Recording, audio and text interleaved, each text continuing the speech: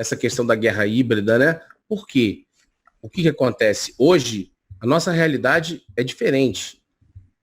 Antigamente, a gente não tinha muita informação e ela não circulava com tanta velocidade, né? Eu peguei essa época ainda, quando começou aquela internet de escada, a gente não tinha celular, então era muito mais difícil, a gente ficava refém realmente da maldição da Globo, dessas outras emissoras de TV aberta. Hoje a nossa realidade é ao contrário, a gente tem excesso de informação, a gente tem um mar de informação que vem de tudo que é tipo de lado, você pode imaginar, e às vezes o que parece que, na verdade, foi bom, acaba sendo ainda pior, porque você, para navegar nesse mar revolto da guerra híbrida, repleto de desinformação, contra-informação, informação manipulada, fake news, pautas montadas, você, para descobrir a verdade nesse mar revolto, é muito mais complicado. A censura ela é feita agora não sonegando a informação, mas por saturação. Então você não vai ver a que interessa, porque vai ter tanta coisa irrelevante, até como você falou, desinformação, contra-informação, etc, etc, que você não vai ver o que era para você ver. Não, mas se a pessoa quiser se informar e se escapar da guerra híbrida, é só procurar no YouTube vídeos para primeira infância de todos os países que vai encontrar lá Duplo Expresso. Aqui, você procura vídeo pro seu bebê de 6 meses que está engatinhando, procura lá que vai estar lá a gente falando isso aqui, esses assuntos que interessam a eles, né? Mas então, assim, que você estava falando da questão da informação privilegiada, né? Vamos lá, da questão do Palocci.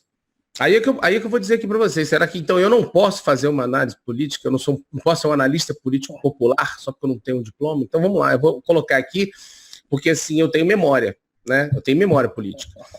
A informação privilegiada, eu vou voltar lá atrás, lembrando aqui do saudoso Paulo Henrique Amorim, quando falava do banqueiro bandido Daniel Dantas, que não podia nem pisar nos Estados Unidos, senão ele encana um banqueiro bandido. Você imagina, Rômulo, a dificuldade que deve ser você, o azar, sei lá, você comprar um imóvel, né? Eu sei porque eu tive uma pessoa muito próxima que passou por isso. Você comprar um imóvel com muito custo para funcionar ou com uma sala comercial ou com uma casa, e de repente o Estado vem e expropria o teu imóvel. De repente você fez ali benfeitorias, gastos, e o Estado vai te pagar quanto ele acha que tem que pagar. Muitas coisas caras que você gastou naquela benfeitoria, você não vai ter de volta. Ou seja, uma pessoa muito próxima, passou por isso. Comprou um imóvel, investiu tudo, e o Estado expropriou simplesmente esse imóvel. Mas o banqueiro bandido Daniel Dantas, definido pelo Fernando Henrique como um economista brilhante, ele teve uma sorte incrível, que ele comprou acho que 4, 5 imóveis e todos eles foram expropriados. Isso realmente é uma coisa impressionante, né? Você já imagina uma pessoa comprar um imóvel e ter o azar ou a sorte desse imóvel ser expropriado. Ou seja, o Daniel Dantas comprou 5, 4 ou 5. Todos foram expropriados pelo governo do Estado e ele lucrou uma baba, uma grana preta com essas expropriações. Ou seja, isso aí vai na questão do que você falou de informação privilegiada, que não é novidade. No caso da delação do Palocci, dessa questão dos banqueiros, a gente volta naquela questão da informação, como a informação é valiosa. Por isso eu sempre digo, a comunicação não é o quarto poder, não, é o primeiro.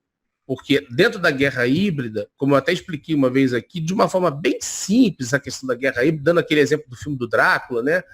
Que eu falei assim, o que é guerra híbrida? Cara, guerra híbrida é aquela história do Drácula. Ninguém conseguia derrotar o cara com a batalha, ele corrompeu um cara do governo para colocar um selo oficial num comunicado e mandaram a mensagem para a mulher do cara dizendo que o Drácula morreu, a mulher se mata. Quando o cara chega em casa, a mulher dele se matou.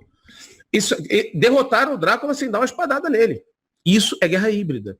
É uma espécie de guerra híbrida. É lógico que é muito mais sofisticado que isso, só que esse foi o exemplo que eu encontrei para explicar para as pessoas mais humildes como é que funciona a guerra híbrida.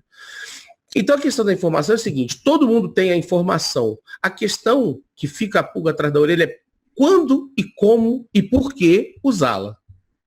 O caso que aconteceu do filho do Bolsonaro, da questão do dinheiro lá do Queiroz, de não sei quantos depósitos e tal, logo no início do governo, aí vazou aquilo. Esses dados do COAF envolvem um monte de gente, inclusive que era o presidente do PT, né?